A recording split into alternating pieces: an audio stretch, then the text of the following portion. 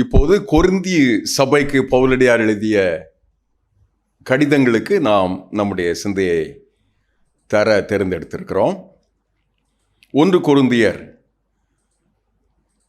என்கிற அந்த பட்டணத்தில் உருவாக்கப்பட்ட சபைக்கு பவுல் அடியார் தம்முடைய மிக முக்கியமான கடிதங்களை, தன்னுடைய இதயத்தின் தாக்கத்தை தெரிவிப்பதாக வேதவசனம் கூறுகிறது. 9ஆம் அதிகாரத்தில் 16வது வசனத்தை வாசிக்க விரும்புகிறேன். சுவிசேஷத்தை நான் பிரசங்கித்து வந்தும் மேன்மை பாராட்ட எனக்கு இடமில்லை, அது என்மேல் விழுந்த கடமையாயிருக்கிறது. சுவிசேஷத்தை நான் பிரசங்கியாதிருந்தால் எனக்கு ஐயோ. இது ஒரு ஆழமான தாக்கத்தை உருவாக்குகின்ற பதம். இந்தியாவின் மிஷனரி சரித்திரத்தின் பிதாமகன் என்று அழைக்கப்படுகிற பேராயர் வேதநாயகம் சாமுவேல் அசரியா உடன்குடி என்கிற நகருக்கு அருகாமையில் இருக்கிற வெள்ளாளன் விளை என்கிற கிராமத்தில் பிறந்தவர். உலகமெங்கும் பரவி இருக்கிற YMCA என்கிற அமைப்பின் மூலமாக ஸ்ரீலங்காவிற்கு அனுப்பப்பட்டார். அங்கிருக்கிற YMCA கூட்டத்திற்கு சென்றிருக்கும் போது 1900 துவக்க ஆண்டுகள் அங்கிருந்த கடவுளின் பிள்ளைகள் சிலான், இப்போது ஸ்ரீலங்கா என்று அதை அழைக்கிறோம், சிலான் என்கிற இந்த தேசம் இந்திய தேசத்திற்கு மிஷனரிகளை அனுப்புகிறது. தொண்டி சிவகங்கை மாவட்டத்தில் இருக்கிற ஒரு கடற்கரை பட்டணம். அந்த பட்டணத்திற்கு மிஷனரியை அனுப்பி இருக்கிறது என்பதை கேட்ட மாத்திரத்தில் இந்த இளைஞன் VS அசரியா இந்த சின்ன அழகான தீபகற்ப நாடு இன்னொரு தேசத்திற்கு ஊழியக்காரர்களை அனுப்பும் என்றால், ஏன் என்னுடைய தேசத்தின் இன்னொரு எல்லைக்கு அனுப்பக்கூடாது என்று வந்து திருநெல்வேலி பகுதியில் இந்திய மிஷனரி சங்கம் என்கிற அந்த அமைப்பை உருவாக்கினார். அதை திருநெல்வேலி பேராயம் என்று அழைக்கப்பட்ட அத்தியட்சாதீனம் என்று அங்கே அதை பயன்படுத்துவார். IMST இந்தியன் மிஷனரி சங்கம் திருநெல்வேலி என்று இருந்ததை அந்த பேராயத்திற்காகவும் தேசத்துக்காகவும் அந்த நாட்டு பணியை அந்த நாட்டு ஊழியர்களை செய்ய முடியும் என்கிற மிக அழகான ஒரு தரிசனத்தை இந்த மிஷனரி பணியின் பிதாமகன் செய்தார். அதை தொடர்ந்து அப்போது இந்தியாவை ஆண்டு கொண்டிருந்த கல்கத்தா நகருக்கு வந்து சராம்பூர், கிறிஸ்தவ மையமாக இருக்கிற சராம்பூர் எல்லையில் தேசிய மிஷனரி இயக்கம் என்ற NMS என்கிற அமைப்பையும் தந்தார். அங்கு இருக்கிற பானர்ஜி, நாடெங்கிலும் இருக்கிற மற்ற மொழி தலைவர்கள், பிராந்திய தலைவர்கள் எல்லாரையும் ஒருங்கிணைத்து இது தேசிய ரீதியிலே இயக்க வேண்டும் என்று தந்தார்.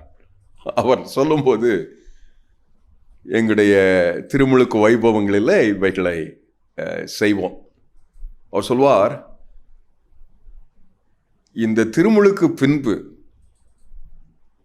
நீங்கள் ஆண்டவரை பின்பற்றுவது உறுதி என்றால், பழைய வாழ்க்கை ஒழிந்தது என்றால், புதுவிதமான வாழ்க்கைக்கு நீங்கள் ஒப்பு கொடுத்திருக்கிறீர்கள் என்றால், அதன் அடையாளமாக உங்கள் தலையின் மேலே வேத புத்தகத்தை வைத்துக்கொண்டு சுவிசேஷத்தை பிரசங்கியாதிருந்தால் எனக்கு ஐயோ என்று உறுதி ஏற்க வேண்டும் என்று சொல்லுவார். அதுதான் நண்பர் சுவிசேஷ ஜெபக்குழுவின் முன்னோடி ஊழியர் அருள் திரு KS ஆபிரகாம் ஐயா தன்னை பணித்தளங்களுக்கு செல்லும் போதெல்லாம் இதை மனதில் வைத்து பணித்தள ஊழியர்களையும் விசுவாசிகளையும் இந்த எல்லைக்கு அவர் வருவதற்கு கடவுள் அவரை பயன்படுத்திய விதங்களை பாருங்கள். 1 கொரிந்தியர் 9ஆம் அதிகாரத்தில் சுவிசேஷத்திற்காக என்னவெல்லாம் நான் செய்ய முடியுமோ அதையெல்லாம் செய்கிறேன். புசிக்கிறது, குடிக்கிறது, குடும்பமாக வாழ்வது, கைத்தொழில் செய்வது, செய்யாதிருப்பது, சொந்த பணத்தை செலவு செய்வது, செலவு செய்யாமல் இருப்பது, மனுஷ வழக்கமாய் நியாயப்பிரமாணத்துக்கு உகந்தவர்களாய் வாழ்வது, போரடிக்கிற மாட்டை வாய்க்கட்டாயாக என்று சொல்லப்பட்டிருக்கிறது, நான் சம்பாதிக்க வேண்டிய விதத்தில் சம்பாதிப்பது, இப்படி எத்தனையோ தனி வாழ்வின் தெரிந்தெடுப்புகளை இந்த சுவிசேஷத்திற்காக நான் விலைக்கு வைத்திருக்கிறேன். தனி மனிதராக வாழ்ந்தார் என்று பவுலடியாரை பற்றி நாம் அறிவோம். தனி வருவாய் ஒன்றை தனக்கென்று உருவாக்காதபடி அவர் வாழ்ந்தார் என்பதையும் நான் அறிவோம். தன் உரிமையை முழுக்க முழுக்க விட்டு கொடுத்தார் என்றும் நாம் அறிவோம். சுவிசேஷத்திற்காக என்னை நான் தாரை வார்க்கிறேன் சொல்லிவிட்டு இப்போது 16வது வசனத்திற்கு 7வது வசனத்திலிருந்து 18வது வசனம் வரைக்கும் இருக்கிற இந்த பகுதியை நாம் வாசிக்கிறோம். சுவிசேஷத்திற்காக எதுவும் என்னை தடை செய்யக்கூடாது, நம்மை தடை செய்யக்கூடாது. சுவிசேஷத்திற்கு தடையாக நமக்கு நம்முடைய காரியங்கள், நம்முடைய நடைமுறைகள், சம்பிரதாயங்கள், உறவுகள் இருக்க வேண்டியது இருக்கக்கூடாது என்று அவர் வெகு அழகாக 17வது வசனத்திலிருந்து 18வது வசனம் வரைக்கும் இருக்கிற மிக முக்கியமான காரியங்களை கவனிக்கிறார். சூழலை கவனிக்கிறார்கள், அழகான ஆளுகை தருகிறார்கள், நோக்கு கொண்டவராக யூதர்கள், யூதர் அல்லாதவர்கள், புறஜாதியார் என்று ஒரு எண்ணத்தை பற்றி பேசிக் கொண்டிருப்போம். இது எல்லாவற்றையும் மனதிலே கொண்டவாறு அப்படிப்பட்ட பேதமைகள், பிரிவினைகள், மார்க்க சம்பிரதாயங்கள், நியாயப்பிரமாண அழுத்தங்கள் எதுவும் இந்த சுவிசேஷத்தை கேட்காத மனிதர்களுக்கு சென்று சேர்வதற்கு தடையாக இருக்கக்கூடாது. யூதருக்கு யூதராகவும் பிறருக்கு பிறராகவும் எல்லாருக்கும் எல்லாமாகவும் சுவிசேஷத்திற்கென்று தன்னை எந்த தடையும் இல்லாத ஒரு பிரயாசத்துக்காக அவர் தன்னை வேறுபடுத்தி கொண்டார். அப்படி படுத்தி கொண்டதுனால ஆண்டவரின் பெருந்திட்டத்தில் எல்லாருக்கும் எல்லாமும் ஆனேன். அப்படி சொல்லப்படும் போது ஆண்டவர் அவருக்கு தந்த மிக முக்கியமான ஒரு குணாதிசயம் சுய கட்டுப்பாடு. கடவுளின் திட்டம், சுவிசேஷம், அவருடைய திருத்திட்டம் நிறைவேற்றுவதற்காக மற்ற எல்லாவற்றையும் அடக்கி ஒடுக்கி ஆண்டவரின் திருத்திட்டமாகிய சுவிசேஷம் மட்டும் மக்களுக்கு போய் சேர வேண்டும் என்பதில் தன்னை முன்னிறுத்தி மிக மிக கடினமான எல்லைகளில் அவர் யூதர் என்று நமக்கு தெரியும், பெஞ்சமின் கோத்திரத்தார் என்று தெரியும், உயர்ந்த குலம் என்று தெரியும். அப்படி ஒரு குலம் என்கிறத நம்ம நினைத்து பார்க்க வேண்டும் என்றால், ஆனால் அதெல்லாம் குப்பை என்று கூறுகிறார். அவைகளெல்லாம் வேண்டாத விவாதங்கள் என்று கூறுகிறார். அவைகளெல்லாம் பழையவைகள் என்று கூறுகிறார். அவைகளை குறித்து மேன்மை பாராட்டுவதற்கு ஒன்றுமே இல்லை என்று சொல்லிவிட்டு, எனக்கு அதை பற்றி பேசுவதற்கு என்ன பலன் இருக்கு? 18ஆம் வசனத்தில் சொல்லப்பார், ஆதலால் எனக்கு என்ன பலன்? நான் சுவிசேஷத்தை பிரசங்கிக்கையில் அதை பற்றி எனக்கு உண்டாயிருக்கிற அதிகாரத்தை முற்றிலும் செலுத்தாமல் கிறிஸ்துவின் சுவிசேஷத்தை செலவில்லாமல், தடையில்லாமல், பிரச்சனை இல்லாமல், பாடுகள் இல்லாமல், அதில் ஒரு பழு இல்லாமல், ஒரு சின்ன தடைக்கல்லும் இல்லாமல் யூதரை ஆதாயப்படுத்திக் கொள்ளும்படிக்கு, யூதருக்கு யூதரை போலவும், நியாயப்பிரமாணத்துக்கு கீழ்ப்பட்டவர்களை ஆதாயப்படுத்திக் கொள்ளும்படிக்கு நியாயப்பிரமாணத்தை கீழ்ப்பட்டுவனை போலவும், தேவனுக்கு முன்பாக நியாயப்பிரமாணம் இல்லாதவனாக இராமல் கிறிஸ்துவின் நியாயப்பிரமாணத்துக்குள்ளானவனாக நான் இருந்து பலவீனரை பலப்படுத்தும்படியாய். இந்த நியாயப்பிரமாணம், கொள்கை, கோட்பாடு இவைகளுக்கெல்லாம் அப்பால் இருந்த மனிதர்கள் இந்த கடவுளுடைய திருத்திட்டத்திற்கு உடன் பங்காளிகளாக ஆக வேண்டும் என்பதை மனதிலே கொண்டவாறு ராஜஸ்தானில் ஒரு கிராமத்துக்கு சென்றிருந்தேன். அங்கே என்னுடைய மூத்த ஊழியர் என்னை கண்டதும் அதிக பரவசம் கொண்டார். அது இந்த மாட்டை சாகடித்து அதனுடைய தோல், தலை, கொம்பு இவைகளை சேகரித்து அதன் மூலமாக எதெல்லாம் கிடைக்கிறதோ பிற பொருள்கள், கொம்பை வைத்து செய்கிற வேலைகளுக்கு, தோலை வைத்து செய்கிற வேலைகளுக்கு, இப்படி அந்த மாட்டின் இந்த உபரி தேவைகள், உபரி காரியங்களை எடுத்து வைத்து அவர்கள் தங்களுடைய கைவினை பொருட்களை செய்கிற ஒரு எண்ணம். எண்ணமாக ஆண்டவர் சந்திக்கிறார் இல்லையா? இந்த எளிய எண்ணம் ஒரு சின்ன குடிசை பகுதி போல இருக்கும், ஆனால் நீண்ட பகுதி. அவன் வீட்டில் ஒருவர் இந்த ஆண்டவரை அதிகம் நேசிக்கிறாங்க. நம்ம ஒரு தேநீருக்காக கூப்பிட்றாங்க, போகலாமான்னு கூப்பிட்டார். இந்த கூட்டம் முடிந்தது, அந்த தெரு பிரசங்கம் முடிந்தது. எல்லாரும் எங்களுடைய கைகளில் இருந்த இந்த சுவிசேஷ பங்குகளை வாங்கினாங்க, புதிய ஏற்பாடு வாங்கினாங்க, வேதாகமத்தை வாங்கினாங்க. இந்த வீட்டில் இருக்கிற அந்த குடும்ப தலைவர், தலைவி எங்களை வீட்டுக்கு அழைத்தார். இங்கே போச்சு, அங்கே போச்சு, அங்கே போச்சு. அது இந்த மாட்டு கொம்புடைய மாம்சமாக இருப்பதுனால துர்வாசனை, சகிக்க முடியாத வாசனை. இதை கடந்து அவருடைய வீட்டுக்கு போனால் அவன் வீட்டில் ஒரு சின்ன தட்டில் கருப்பு கட்டின்னு நம்ம ஊரில் சொல்லுவோம் இல்லையா, அதை தர்றாங்க. இன்னொரு தட்டில் ஒரு டம்ளரில் தண்ணீர் தர்றாங்க. அந்த கருப்பு கட்டியை சுற்றி ஃபுல்லாக ஈ இருக்குது, மொய்த்து கொண்டு இருக்கிறது.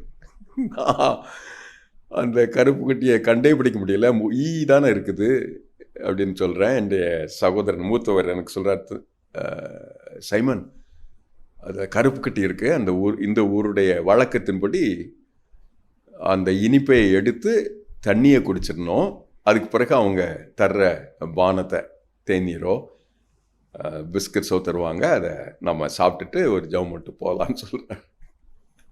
நான் இங்கே எதுங்க கருப்பு கட்டி இருக்குது, ஈ தானே இருக்குதுன்னு சொல்கிறேன் என்ற மொழியில், மற்றவர்களுக்கு கேட்காதபடி. அவர் சொல்கிறாரு, கண்ணை மூடிட்டு இதை சாப்பிட்ணும், அது ஒன்றும் செய்யாது. ஆனால் இந்த சுற்றி இருக்கிற இந்த வாசனையில் இதை சாப்பிட்டேன்னா எனக்கு அப்படியே கொமட்டுது, நான் வாந்தி பண்ணிடுவேன்னு சொல்கிறேன். இல்லை, ஒரு சிலுவை போட்டு நீ சாப்பிட்றணும். அசுத்தமான சூழ்நிலையாக இருக்கிறதே என்று நான் சொன்னேன். இல்லை, இங்கே தான் வாழ்கிறோம், இத்தனை வருஷம் நான் இருக்கிறேன், இத்தனை குடும்பங்கள் சபைக்கு வர்றாங்க. இதுக்கு மிக அடிப்படையானது அந்த மக்களோடு மக்களாக நம்ம வாழ்வது தான். ஆண்டவர் அந்த கிருபையை நமக்கு தருவார். ஊதிட்டு அந்த கருப்பு கட்டையை வைத்து ஜெபம் பண்ணிட்டு தண்ணீரை குடித்தேன். என்னைக்கு உயிர் வாழ்கிறேன். அங்கேயே வாழ்கின்ற ஆண்டோடைய பிள்ளைங்க இருக்காங்க. காலம் காலமாக அந்த மக்களோடு கூட மக்களாக அந்த மக்களின் ஒரு பங்காக வாழ்கின்றவர்கள் இருக்கிறார்கள். சுவிசேஷத்திற்கு நான் உடன் பங்காளி. அதைத்தான் உறுதி செய்வதற்காக பவுலடியார் இந்த தீர்மானத்தை செய்கிறார். ஆதலால் நான் நிச்சயமில்லாதவனாக ஓடேன், ஆகாயத்தில் சிலம்பம் பண்ணுகிறவனாக நான் சிலம்பம் பண்ணேன். What a principal!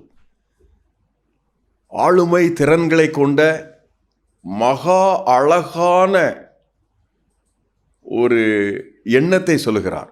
நோக்கு கொண்டு, லக்கு கொண்டு, அணுகுமுறை வகுத்து, செலவு இல்லாம என்னை நான் கட்டுப்படுத்தி ஆத்துமாக்களுக்காக அடிமைகளில் அடிமையாக வாழ்ந்து வழிமுறைகள் வகுத்து ஆத்துமாக்களை திரளாக நான் கொண்டு வந்து சேர்ப்பதற்காக இவைகள் எல்லாவற்றையும் செய்து நான் ஆகாதவனாக போகாதபடி ஆண்டவரின் அடியவனாய் அவர்களில் ஒருவனாக வாழ்வதற்காக நான் வாழ்ந்து கொண்டிருக்கிறேன் என்று பவுலடியார் சொல்கிறார். என்ன அழகான சொல்கிறார்.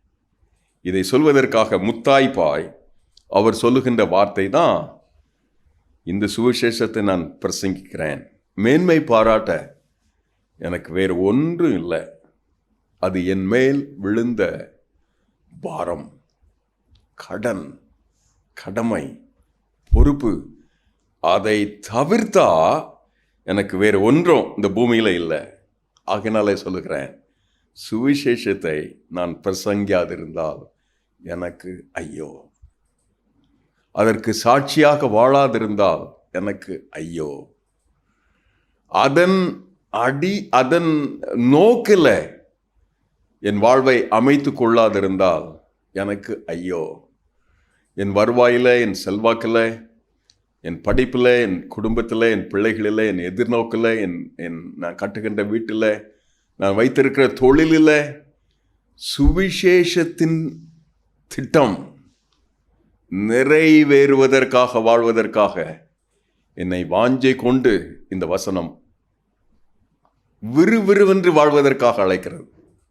ஏனோ தானோ என்றல்ல, எதுக்கோ ஏனோ என்றல்ல, ஏன்பா இப்படி என்பதை போன்ற ஒரு சலித்த உணர்வுக்காக அல்ல, சுவிசேஷத்திற்காக எல்லாவற்றையும் விட்டு கொடுத்தேன்.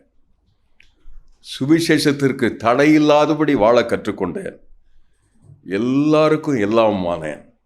அதன் மையம் உங்களுக்கு சொல்லுகிறேன், இந்த சுவிசேஷத்தை நான் பிரசங்கியாதிருந்தால் எனக்கு